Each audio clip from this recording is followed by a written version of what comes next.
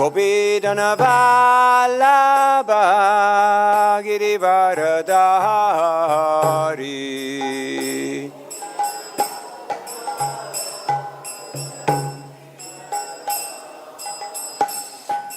Gopidanavalabha Girivaradhari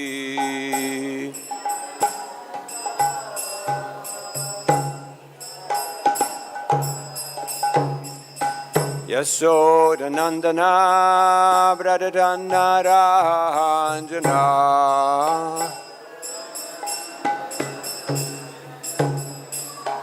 Yasodanandana Bradadannaranjana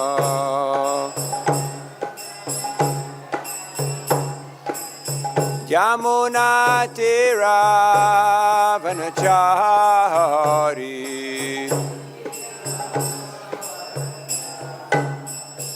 Yamunatira Vanachari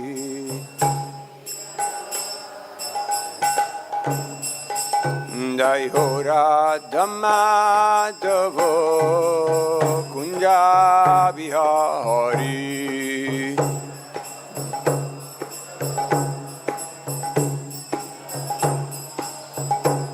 Gopijanavalabha Girivaradhari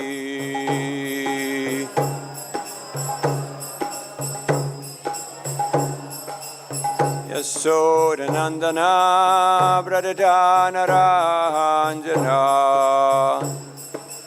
Bradadannaranjana Yamunatira Vanachari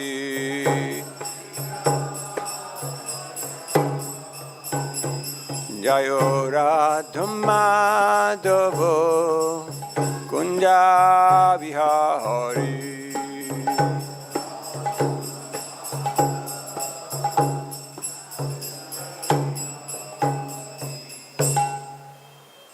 Jam Vishnupar Paramangsa Pariraj Kacharya Satara Satasi Sima Tirani Goswami Sivangare Saisi Bhaktanta Samra Srila Prabhupada Ki Srimad Bhagavad Gita Ki Gaur Premanandi Om Namo Bhagavate Vasudevaya Om Namo Bhagavate Vasudevaya Om Namo Bhagavate Vasudevaya.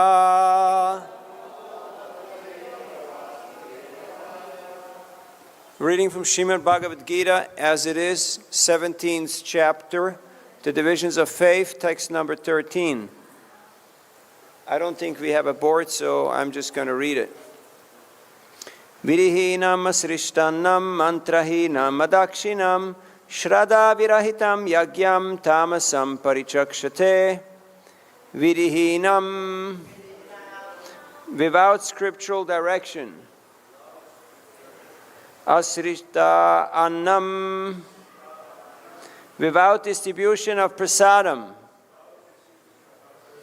Mantrahinam, with no chanting of the Vedic hymns. Adakshinam, with no remuneration to the priests. Shraddha, faith. Virahitam, without. Yagyam, sacrifice. Tamasam, in the mode of ignorance. Parichakshate, is to be considered. Translation and purport by His Divine Grace A.C. Bhaktivedanta Swami Srila Prabhupada Ki. Any sacrifice performed without regard for the directions of Scripture, without distribution of prasadam, spiritual food, without chanting of Vedic hymns and remunerations to the priests, and without faith is considered to be in the mode of ignorance. Purport. Faith in the mode of darkness or ignorance is actually faithlessness. Sometimes people worship some demigod just to make money and then spend the money for recreation. ignoring the scriptural injunctions. Such ceremonial shows of religiosity are not accepted as genuine. They're all in the mode of darkness. They produce a demoniac mentality and do not benefit human society. Vidihinam asrishtanam mantrahinam adakshinam shraddha virahitam yagyam tamasam parichakshate. Any sacrifice performed without regard for the directions of Scripture, without distribution of prasadam, spiritual food, without chanting of Vedic hymns and remunerations to the priests, and without faith is considered to be in the mode of ignorance. Was the Hindi class the same shloka or was it different shloka? Different. Chapter 12, okay, just checking. Om Ajnanatimirandasya Gyananjana Shalakaya Chakshurunmilitam Jena Tasmai Sri Gurave Namaha Sri Chaitannamanoਭishtam Stapitam Yena Bhutale Swayam Rupa Gadamayam Dadhati Swapadantikam Jayasi Krishna Chaitanya Prabhu Nityananda Sri Advaita Gadadhar Shivasari Gaur Bhakta Vrinda Hare Krishna, Krishna Krishna, Hare Hare, Hare Rama, Rama Rama, Hare Hare. Mukam karoti vachalam pangum langayate girim yat kripadamaham vande Sri Guru Dinataranam Paramananda Madhavam Sri Chaitanyeshwaram Vanchakalpatarubhyascha Kripasindubhyevacha Patitanam Pavanebhyo Vaishnavebhyo Namo Namaha. Hare Krishna. So here in the 17th chapter of Bhagavad Gita, Krishna is explaining to Arjuna the divisions of faith, which means different types of activities according to the modes of material nature. Today we're hearing about sacrifice in the mode of ignorance. You may think, how is this possible? How can you sacrifice in the mode of ignorance? First person that comes to mind is Vrikasura. Have you heard of Vrikasura? Vrika, yeah. No, not Vritra. Vrikasura. The one who was cutting off his own flesh and he was offering to Shiva in the fire because he wanted to obtain a benediction from Lord Shiva. And nothing happened, so after some time he took a bath and he was ready to chop off his own head with the chopper. That is sacrifice in the mode of ignorance. It was certainly sacrifice, but cutting off your own flesh and throwing it in the fire, not such a nice type of sacrifice. Then of course we know the story. Lord Shiva came and he said, no, it's okay. He touched him, his body became whole. And then he asked him, so what do you want? And Vrika had the great idea that I want that whoever's head I touch, it will burst into 1,000 pieces. What a terrible benediction, right? So this shows that sacrifice in the mode of ignorance is pain in the beginning, pain in the middle, and pain at the end. It is not only useless, but it is destructive to the person who engages in it and destructive to others. Nowadays we have a lot of people who are saying work is worship. Have you ever heard that one? Work is worship, right? They're of this great idea that if you just do work, you'll be a good person. And the more work you do, the better person you are. So better work 30 hours per day. Can you do that? Yes, certainly, right? That's modern advancement. You can work 30 hours per day. Yet, the work is self-destructive. It is abusive to the individual, and it is abusive to the environment, and the outcome is very destructive as well. So that is the unfortunate situation of so-called modern-day advancement. You can see more and more motor cars. Have you noticed, even here in Vrindavan? More and more motor cars. Everywhere you step, you have to, everything is like risking life when you're venturing out onto the roads. So people have lost their peace of mind, and thus they have lost their mind. And without peace, according to Bhagavad Gita, there is no happiness. Have you noticed that if you're not peaceful, there's no real happiness? Like you can be in Vrindavan, in the best places of all places, but if your mind is not peaceful, you're not feeling the happiness. What to speak of the bhav. Has this ever happened to you? You're in Vrindavan, but something is bothering your mind. You're disturbed by something. So that's why just traveling to other places is not sufficient, because wherever you go, you're already there, because it's the same mind that you carry around. So unless our mind, Mora Man Vrindavan, unless our mind becomes absorbed in Vrindavan, we're not really in Vrindavan. Gopi Paranadhana Prabhu, the late Gopi Paranadhana Prabhu, he had a quote on his desk in Govardhan, and that quote said, when the inside and the outside becomes the same, that's when real bhajan starts. When the inside and the outside becomes the same, that's when real bhajan starts. In other words, it doesn't matter how big your mala, how big your beads, how big your tilak, and everything else is. What really matters is our integrity. What is our intention? Today is the appearance day of Madhavacharya, who is one of the Vaishnava Sampradaya Acharyas. Udupi is his main seat. And Chaitanya Mahaprabhu took from his Sampradaya 2 principles. Who knows what he took from the Madhvas? This is Bhakti Shastri Plus. This is a little quiz here. Now I know most of you just felt comfortable from Hindi class and you just stuck around for another bonus round, free English class. What did Madhavacharya teach that Lord Chaitanya appreciated very much? Come on, work with me, sadhus. What comes to your mind when you hear Madhavacharya?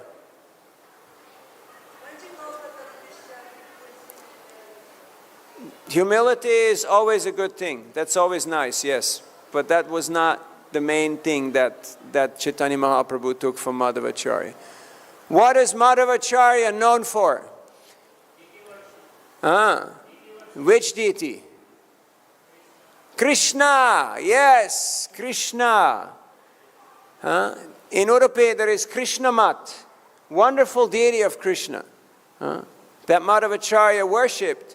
And Chaitanya Mahaprabhu took this principle to worship Krishna as the Supreme Personality of Godhead that he took from the Madhvas. What else is Madhava known for?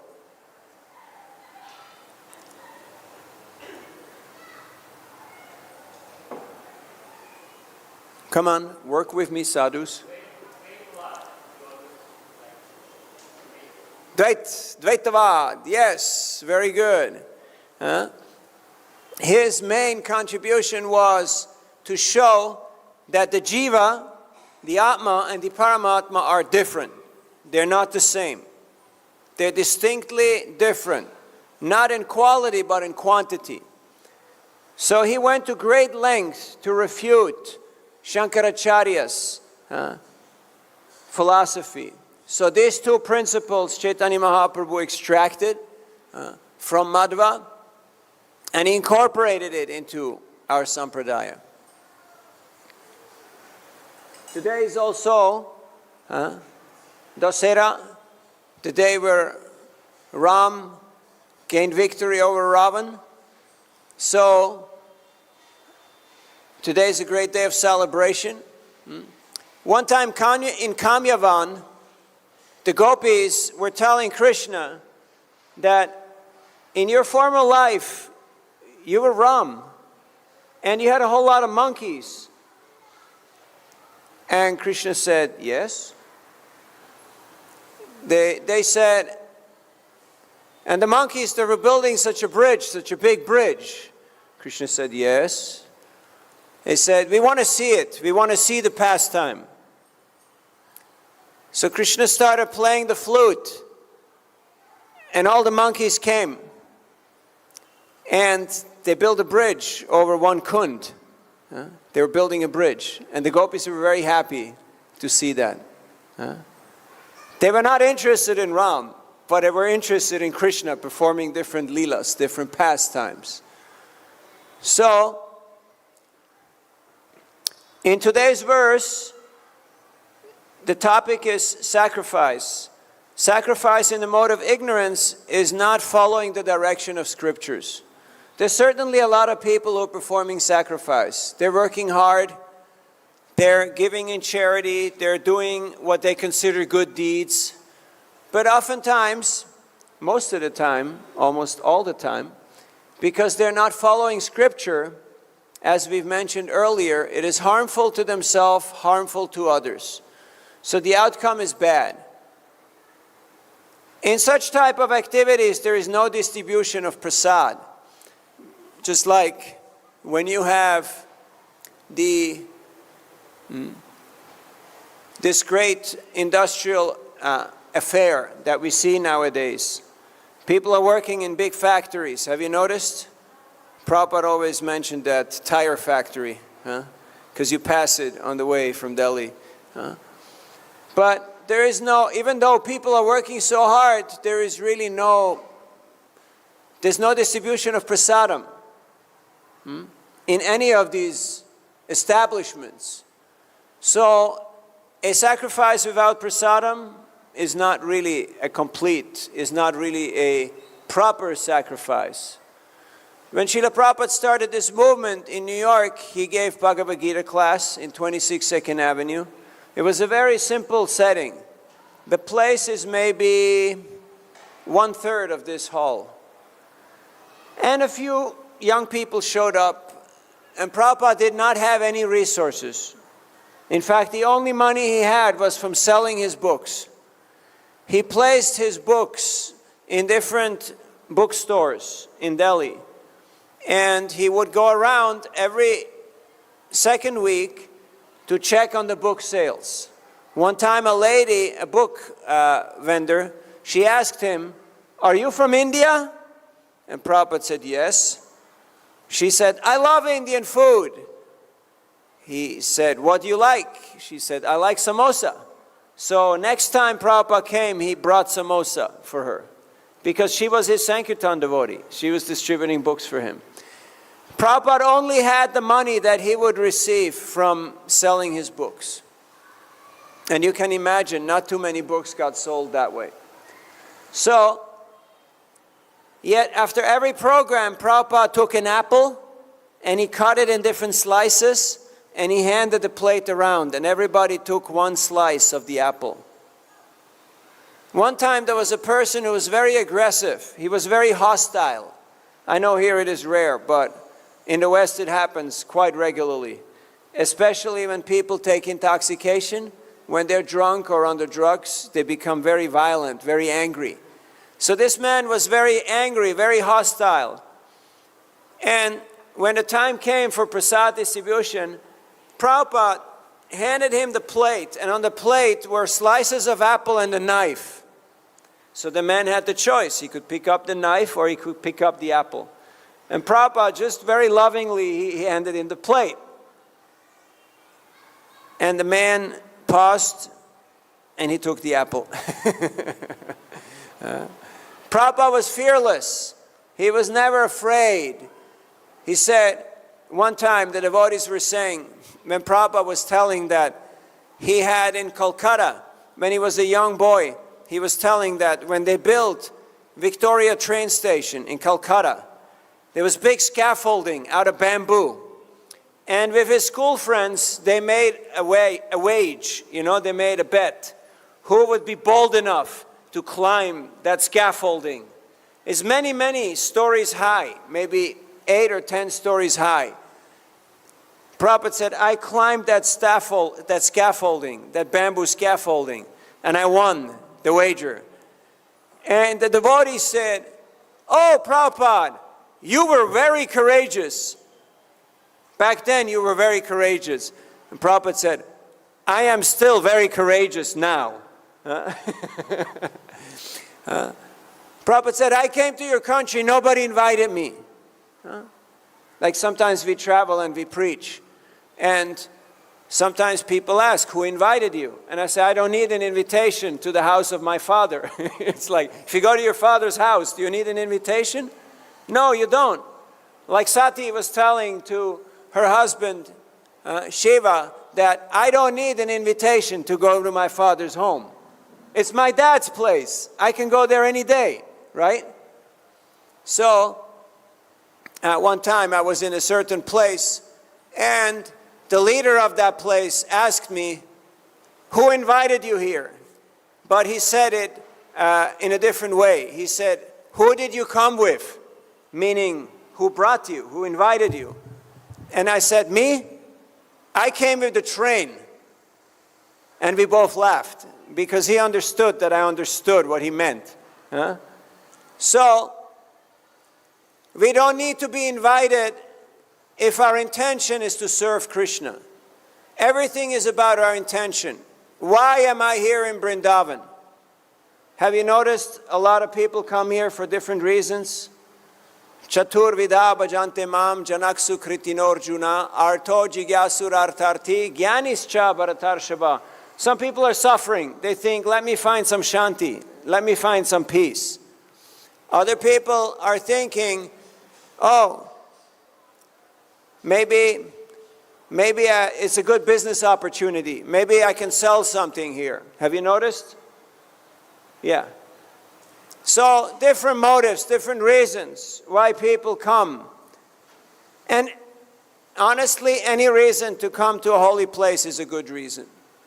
It's a good enough reason to come to a holy place, but it's not a good enough reason to stay in the holy place. Because so as soon as we feel a little peaceful, as soon as our curiosity has been fulfilled, as soon as our economic situation is better, again, we'll leave Vrindavan and go somewhere else. So we should ask ourselves today, what is my intention? Why am I in Vrindavan? What am I here for? That's a very good question. So, a few weeks ago I was in Iceland. Have you heard of Iceland? It's lava. It's all made from volcanic eruption. No real mati, no real earth, just lava. With a little moss on it.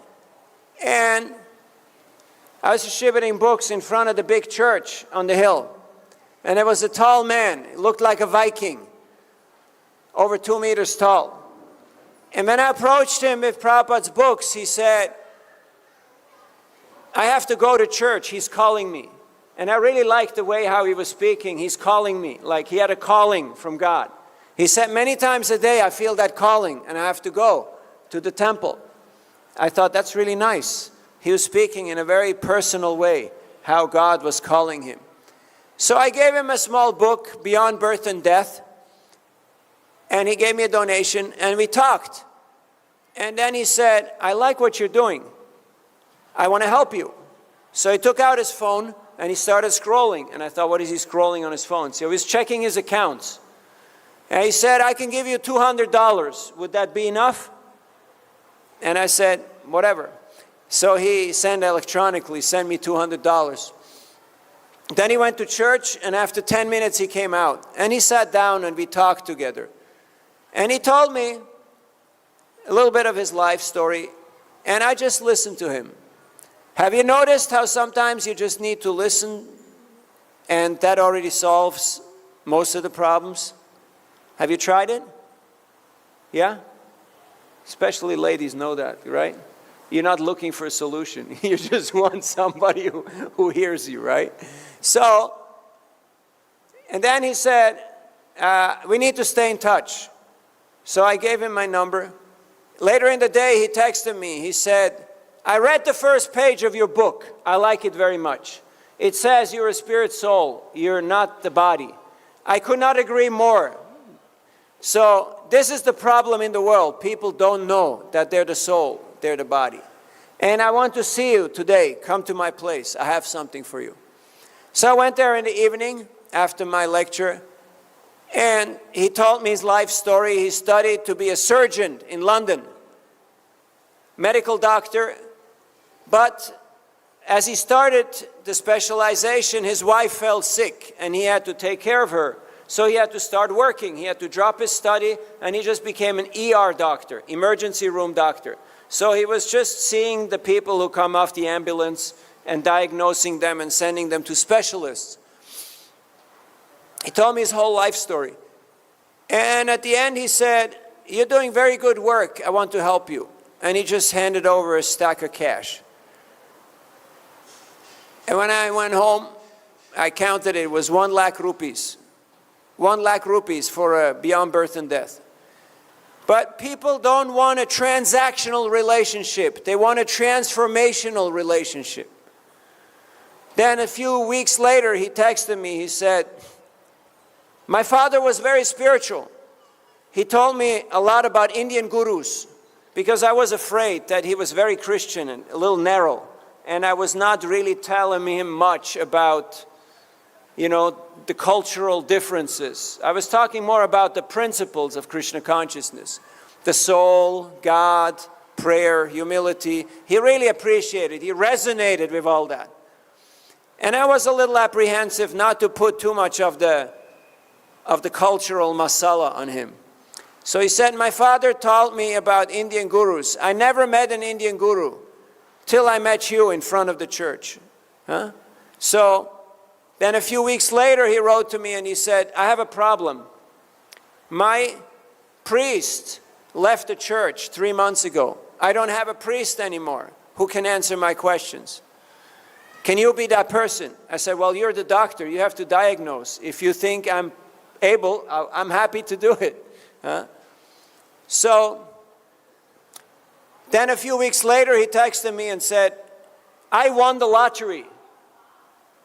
I texted back, "How many millions?" He said, no, not like that. The lottery of life. Like, not money, but like, I'm very lucky, I'm very blessed. But by the way, I also have more money than I need. So can I send you something? So we've been in touch.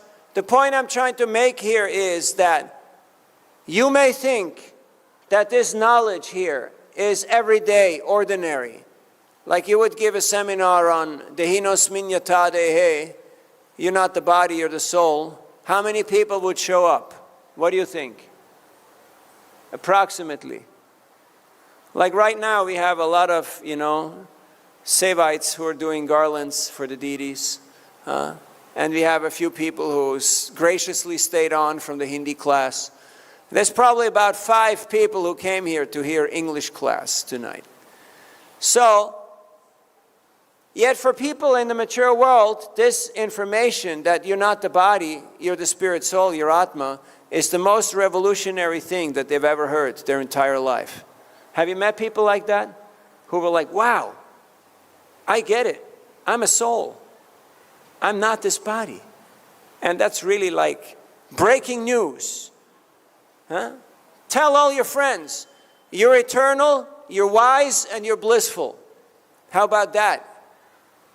Next time you feel anxiety, stress, tension, frustration, remember, I'm eternal, I'm wise, and I'm blissful. Did you know that? You knew it, but you forgot it. Because right now, a lot of people, even here, look sometimes a little stressed out. They look sometimes a little tense. So, we're really grateful that Srila Prabhupada has given us this Golokera Premadana, Harinama Sankirtana. Now, just Atma Tattva Gyan is a very preliminary level of information. I understand people are looking for Vraja Prem. They want the highest. But without Sambandha, there is no Abhideya, and without Abhideya, there is no Prayojana.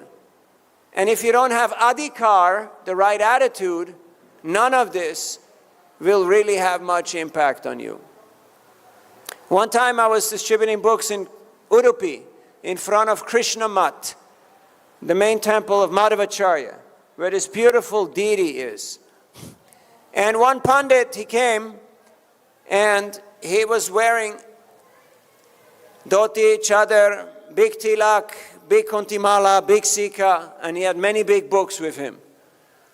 And he had 12 disciples who were surrounding him. And they were walking on that square just in front of the temple. And I stopped him, and I gave him a small book of Srila Prabhupada. And the Pandit looked at me and he said, "What's your qualification?" Now, qualification may mean many things. It may mean, what is your sampradaya, who is your guru, what's your academic background, what's your family lineage. Now, I knew whatever I'm going to say, he's not going to like it. Now, what do you say when you don't know what to say? What do you do when you don't know what to say? Have you ever been in a situation where you didn't know what to say? So what do? Call mom? Count your money? No. What are you going to do? Krishna, I need a miracle. Have you ever tried that one? Today we were at Radharaman, and we were having darshan of Radharaman, and it was amazing. And then the phone started ringing. Not my phone, but Vaisheshika Prabhu's phone. And I realized I had his bag and his phone. And my friend Gopal Champu was calling me. So I picked up the phone, and I already knew, okay, I messed up. The bag is not where it's supposed to be. In that time, I was just holding my earplug, the special earplugs. You want to know what the secret for happiness is? You want to know what the secret for happiness is? Good earplugs and bad memory. Try it out. Good earplugs and bad memory. Because you don't have to hear all the noise. And bad memory, you don't remember anything bad people said or did. You know, you look at everybody and you go like, "Oh, a devotee of the Lord. Hare Krishna. I'm so happy to see you." Bad memory, it helps. So, I dropped one of those specialized, custom-made earplugs while I was picking up the phone. And this is Radharaman Temple. And there's about 2,000 people in there. So there's no way of finding that earplug. It's a silicone earplug. It's translucent, so you can't, no color. You can't really see it. So I was trying, but I gave up. We went to the back.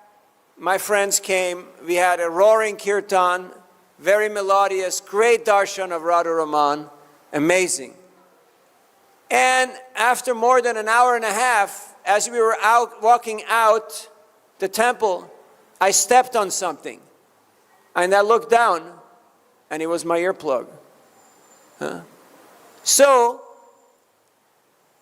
when you give up, when you say, "Krishna, I can't do this. I don't know how to manage this. It is beyond me." Krishna does what he always does. What does Krishna do? He does the magic, right? That's what he does. So, I didn't know what to tell to this Pandit. But all of a sudden, this line of a verse came to my mind, and I said, "Gopi Partha Parakamalayor Dasa Dasa Anudasa," which means, you know what it means. It means I'm trying to become the servant of the servant of the servant of the servant of the gopis who are serving Krishna, who are serving Srimati Radharani, who is serving Krishna. And as I said that, the Pandit, he looked at me and he started to smile. And then he reached to his dhoti. Now he was a healthy guy, like really healthy. And he reached in his dhoti and he started unrolling his dhoti. And he took out 10 rupees and he handed it to me. And he said, good boy, keep doing the good work." And he went on with his disciples and one of Prabhupada's books. So, what else have we got here? When you do sacrifice, you have to do it according to scripture. You can't just make stuff up. You see, sometimes people are doing yagyas, they just concoct them. They just make their own. They create their own little thing. And there is no prasad. So then if there's no prasad, it's not really bona fide. There's no chanting of Vedic hymns or remuneration for priests. Durbhiksha. You know what durbhiksha is? Durbhiksha. It means bhiksha, bhikshu sannyasi, they go for begging alms. Durbhiksha is you're not getting anything. People don't give you anything because they say, why should I give you? I have 5 children. You should give me a donation. Have you heard that one? Huh? No? Have you gone on Sankirtan? You will hear all these nice things. In fact, nowadays people are going to sannyasis to take loan from sannyasis because they have the money. Householders are broke. Sannyasis have the money. Is it true? Yes or yes? Please say yes. Very good group. I knew it. So, one time a friend of mine, an industrialist, there was a sannyasi who came and asked him for a loan. And the industrialist said, Maharaj, I like you very much. I can give you a donation, but I cannot give you a loan. Because you sannyasis don't know what it takes to make money. So I can give you a donation according to the project and your need, but I will not give you a loan. Because, so, there has to be a remuneration of the priests, that the priests are getting dakshina. Sometimes people try to avoid that. And they think, yeah, I gave to the temple, I gave at the office, but I'm not going to give to the priest. But that is not the proper attitude. So, all these things have to be taken into consideration. Otherwise, it is called sacrifice in a mode of ignorance. And that should be avoided. So this is today's verse. And today is Dasera and Vijayastami. So, appearance day of Madhavacharya, and Lord Ramachandra killed Ravan. Any questions or comments? We still got 20 minutes.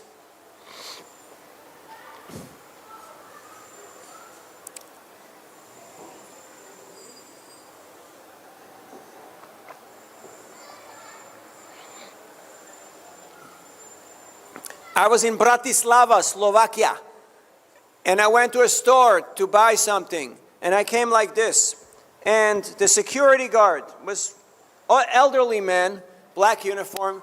He looked at me, and he said, "Are you a Hindu monk?" And I said, "Yes." He said, "I got 5 books." I said, "Do you know the mantra?" And he said, "Yes, Hare Krishna, Krishna Krishna, Hare Hare, Hare Rama, Rama Rama, Hare Hare." Srila Prabhupada K. That's why you have to distribute Prabhupada's books. Because when Prabhupada's books are distributed, people will start chanting Hare Krishna. There's so many books out on the market. Have you been to Ras Bihari Lal? Have you seen upstairs? How many books does he have? Approximately. A lot of books, right? Yet, when people read Prabhupada's books, they get it. They get the Siddhanta. And they get it that they should chant Hare Krishna. Prabhupada said, I had to write 80 books just to convince you to chant Hare Krishna. That is Srila Prabhupada's unique contribution. That these books have changed the face of the earth. When we started distributing in the early 80s, you told people, you remember, yoga, meditation, vegetarianism, karma reincarnation, and people went, what? What? What are you talking about? Huh? People had no idea, no frame of reference of these topics in the West. And now today, all of this is mainstream, which means it's ordinary. It's in every movie, in every book, in every drama. It's just common, ordinary stuff. Every yoga studio teaches kirtan and bhakti. Have you noticed? In every yoga studio, you see kirtan, bhakti. So, why? 500 million of Prabhupada's books are out there. The marathon is coming, so we're giving you a little bit of a warm-up. Do you have plans for the marathon? Baba, hey, where are you going in the marathon? Here, Vrindavan. Sankirtan. Sound system. Yes, but you can also distribute books here. Possible, right? You don't have to go anywhere, you can just be here. There's millions of people walking through here every day. And thousands of books are distributed. People's lives become affected in a major way. When people see the deities, they hear kirtan, they get prasadam, and they get a book. It's like nuclear fusion. Boom! The bomb goes off. And all their material misconception become destroyed. So this is very much needed. This is the gift Srila Prabhupada came to give us. Yet Sankirtan is a team effort. Samyak Kirtan, which means, Samyak means what? Samyak. Congregational, team effort. So we have to be team players in order to do that. How many guys do you need to play cricket? 11, right? If you don't have 11, you can't play a game. So we have to have a team spirit. Are we team players? Nope. That's why we don't do much scoring these days. That's why we're not really that impactful, because we don't have a team player mentality. So we're here to learning love through cooperation. That is the process of Krishna consciousness. This is what is being taught here in the Bhagavad Gita, in the Bhagavatam, in the Chaitanya Charitamrita. When Lord Chaitanya was in Jagannath Puri at the Rath Yatra, he was dancing not only in front of the cart, but he was dancing simultaneously in all 7 kirtan parties. But only very few devotees could see this miracle, this magic. Most people were thinking, he's only dancing in my group. We are very fortunate. Mahaprabhu is dancing in our group. Only few, those who had Sankirtan, team effort, consciousness, they could see Mahaprabhu dancing in all 7 groups simultaneously. Can you imagine seeing Mahaprabhu dance in 7 groups at the same time? Have you ever heard that Tapan Mishra was an educated Brahmin, but yet he did not know the goal of life nor how to attain it? Have you heard that? Are you reading Prabhupada's books? Tapan Mishra and Chandrasekhar, they were considered kanistas because of this topic, that they did not have enough shastric evidence, shastric knowledge, in order to defeat the Mayavadi sannyasis of Varanasi. And Bhaktisiddhanta Saraswati Thakur also mentioned that because Tapan Mishra was chanting his Krishna mantra silently for himself. He was not preaching, he was not engaging in Sankirtan, he was not working with others to spread the glories of the holy name. How many times do we think, I have my guru, I have my mantra, I have my Thakur, I am saved? Have you met people like that? One person has. 2. Have you ever thought like that? I have my mantra, I have my guru, I have my deity, I'm saved, I'm good.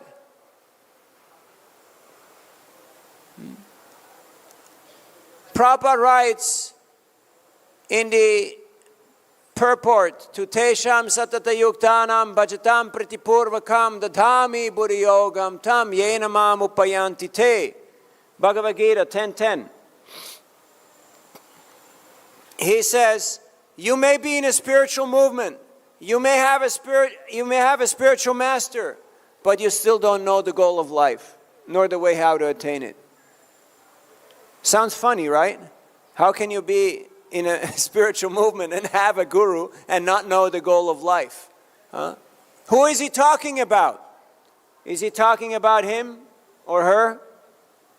No, he's talking about me. He's talking about me. He's talking about all of us.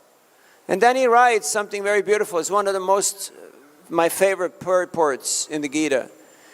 He said, but if you do your work, whatever it is that you do, and you do it with love for Krishna, then Krishna in your heart will give you the intelligence by which you can come to him. That's pretty nice, right? Do you like that? Do you like that? Thank you for your great audience participation. So we're very fortunate to be here in Vrindavan. Yet the question is, where is my consciousness? Have you noticed how easy it is to tune into different types of sound vibrations or consciousness? Consciousness is not a static thing. It's something very, very lively. It is constantly moving. So where do I repose my consciousness? In which frequency? What is my meditation? And what is my adhikar? What is my attitude or my qualification? Srila Prabhupada writes in Chaitanya Charitamrita that the advancement in Krishna consciousness depends on the attitude of the practitioner. In English we say attitude is everything, or adhikar is everything. Utsaha nishchayadharya tat karma pravartanat sangotyaga satovrite sadbir bhaktir prasidati. Being enthusiastic, sincerely endeavoring with honest means, and being patient. All these things very helpful for the performance of devotional service.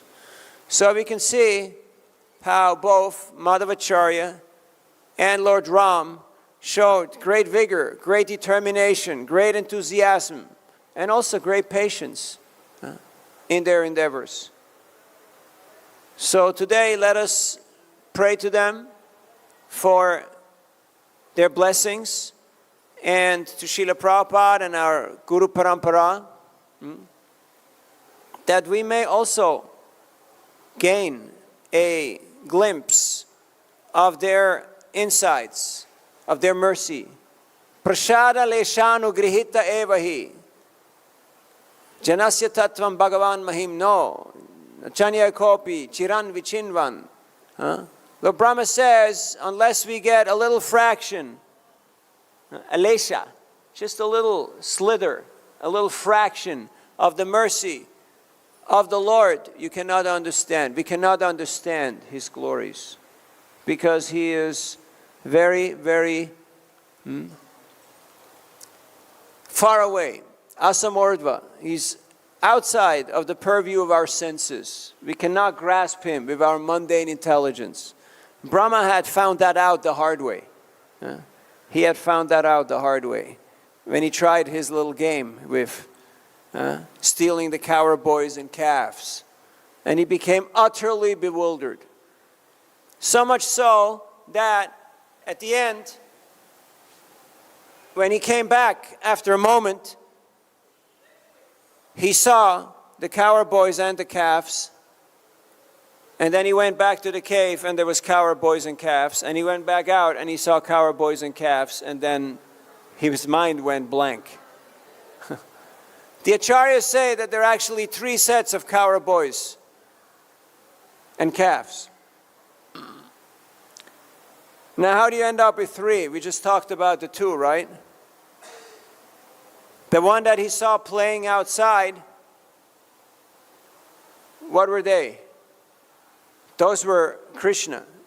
Krishna manifested himself as the cow boys and the calves. Who are the ones sleeping in the cave? That's the illusory ones, the ones that Krishna created. Because Brahma, he cannot touch the real cow boys. They were somewhere else. Krishna was hiding them. So the original set of cow boys and calves were in hiding by Krishna. Because Brahma does not have access. He cannot touch those. So Krishna created a set of cow boys and calves, an illusory set that Brahma stole and put into the cave in mystic slumber. So there's 3 sets of cow boys and calves. And Brahma's mind just went blank. Now you have to understand, Brahma's entire body consists of purified intelligence. So he came back and he got totally bewildered. And then he realized he made a mistake. And he went to Krishna to apologize. And Krishna just stood there.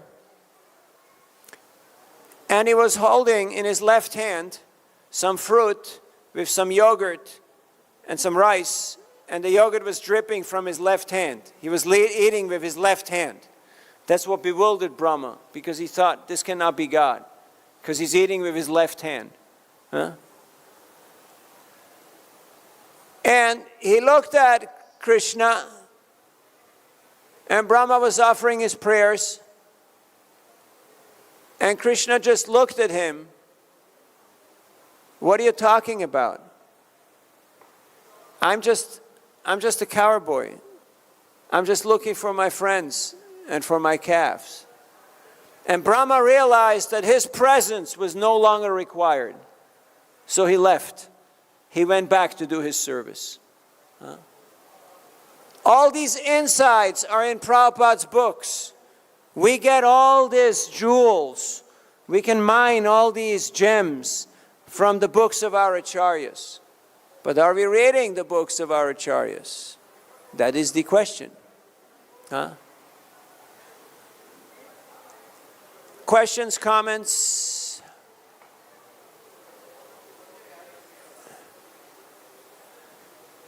Not all at once. Yes. Hare Krishna. My humble obeisances to everyone. Prabhu, I have this question. When we talk about determination, enthusiasm, and patience in bhakti, sometimes I will take my example that when I have finished my 16 rounds, I'm like so happy, I'm like satisfied. Okay, done for the day. We have gotten to this day. So is satisfaction in bhakti same as or is as good as satisfaction in material life? Or if there is a difference, then why is there a difference between the satisfaction, determination, and enthusiasm that is in the material life and spiritual life? Thank you. So first of all, we should not be minimalist. Srila Prabhupada said minimum 16 rounds. So it's not like 16 rounds, that's it. You're not allowed to do more. Okay? So you are allowed to chant more. You knew that, right? So try it out. It actually works. Because once you do what you're supposed to do, and then you go beyond that, then you realize, hey, I like this. This is good. Let's just keep going. Before that, it's like, okay, I do this, I do that, I did my duty, I've been a good boy or a good girl. But once you start actually breaking through those mental barriers, you realize there's a different world. There's a whole other world beyond just the call of duty. Okay? And then to your point about satisfaction, in a mature world, there is really no satisfaction. I mean, you don't know that song because you're too young. I can't get no satisfaction, but you must try, try and try. So we have been trying for satisfaction for very long. And people have been writing about it. They've been making movies and songs and poetry and dramas about it. Yet, somehow, satisfaction is elusive. Have you ever heard of the blues? The blues. Have you ever had the blues? The blues is when you're sad, you're melancholic, you're depressed. Because you can't get what you want. Because in this world, satisfaction is not possible. Why? Because The modes are continuously fighting for supremacy, which means you work very hard to achieve your goal. Just like you got your perfect arrangement. You got your perfect apartment, your perfect bed, your perfect food, you watch your perfect movie, and then what happens? You fall asleep. And you forgot everything that happened. And then you got to go back to work. It's kind of bad, right? Because when everything's perfect, you just fall asleep. That's why we're very fortunate, because here we make things a little austere so that you don't fall asleep, so you can actually pay attention. So in the material world, satisfaction is really an elusive idea. It doesn't exist. Yet in bhakti, in spiritual life, we take our satisfaction from knowing that I am pleasing Guru and Krishna. It's not about trying to satisfy my senses, because the senses are never satisfied. It is a fire that continuously keeps burning. How much ghee, how much oil can you put into a fire? Unlimited. It never stops burning. It never stops asking for more fuel. So, but in bhakti, when we satisfy Krishna through Guru Parampara, then we gain a sense of satisfaction that is on a whole other level. We realize that this process works. By trying to serve Guru and Krishna, I'll actually become happy. Have you tried it? You have. It works, right? It does work. Confirmed. He guarantees you, money back guarantee. You don't like it, go back to him. He'll give you a refund. This is the most important verse of all the Vedic literatures. What is it? Come on, work with me, people. I know you're all on Braj Prem, but Sambandh Gyan is also part of the package. What is the most important verse of all the Vedic literatures? That's an important one, but Prabhupada said the most important one. Yasya deve para bhaktir, ta deve tata gurau, tasyaite katita hyarta, prakashante mahatmana, Shvetashvatar Upanishad, I believe 623 or something like that. You can look it up. What does it mean? It means that if you please Guru, then all the Vedic teachings will become revealed in your heart. That zip file, it will unzip. And everything will become manifest in your heart. Just by the mercy of the spiritual master. That is real satisfaction. When you gain a whole different level of understanding, a whole different level of taste, of appreciation, because you have done the right thing. You have chosen to go the rare path of accepting spiritual authority and following this bona fide path of Krishna consciousness. It works. Countless people have walked this path, like our great acharyas and millions of others. It works. Yet, we think, no, I want to try it on my own. I want to do it my way. Have you ever tried? You have. Did it work? No. But you keep trying, right? Yeah, sometimes. Every now and then, right? We start getting into our own little plan making. Till we realize that real satisfaction comes from knowing that I am pleasing my superior authorities. There's great pleasure, there's great happiness in that. Yet it is not a material pursuit. And it can be experienced right here, right now. Just like here. You're sitting on a hard floor and you're hearing Bhagavad Gita. And the mind says, oh no, let's get out of here.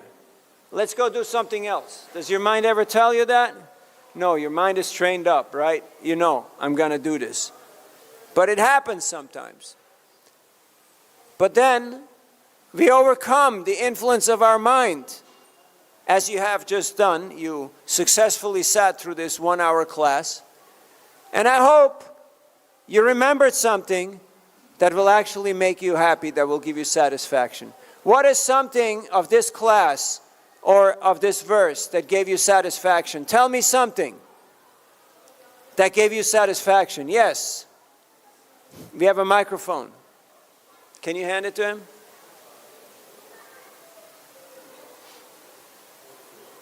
Yes, Prabhu.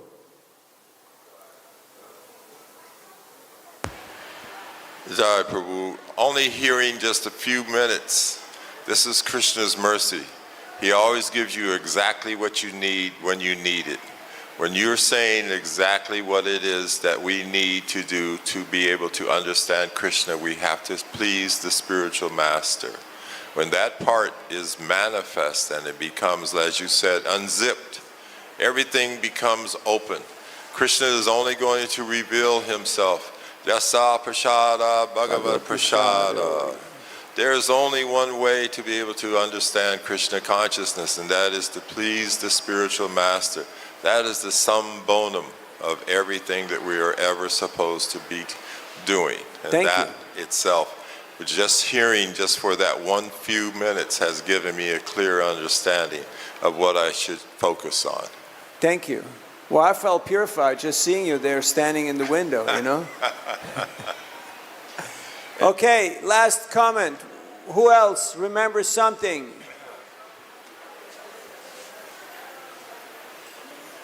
Anybody remembers anything?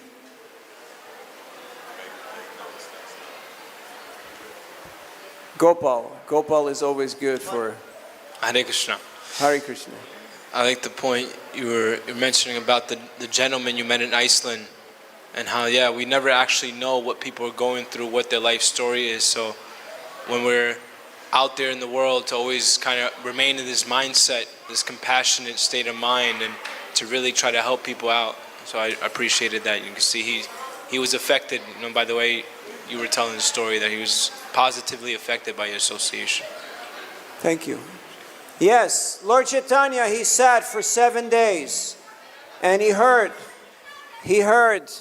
the Pandit in Puri, Sarvabhauma Bhattacharya. For 7 days he listened to him, very humbly. And he captured his heart by his humility. He sat in the lowly place, he captured the heart of some of Prakashananda's followers. So, this is amazing. People just show up and sit down. I have to tell, the class is over. Huh? More class. Now you have to give class, okay? Sanskrit class. Oriya. Now Oriya class. Okay, 3 class in one night. Okay, sorry for if I went into your time. I didn't know that there was another class. You see here, people are so kind and gentle. They won't tell you, you know. In other places, everybody tells you what to do and what not to do. But here, people are just too nice. Srimad Bhagavad Gita ki, Srila Prabhupada ki, Gaur Bhakta Vrinda ki, Nitai Gaur Pramanande, Vanchakalpatarubhyascha, Kripasundubhyeva cha, Patitanam Pavanebhyo, Vaishnavebhyo, Namo Namaha.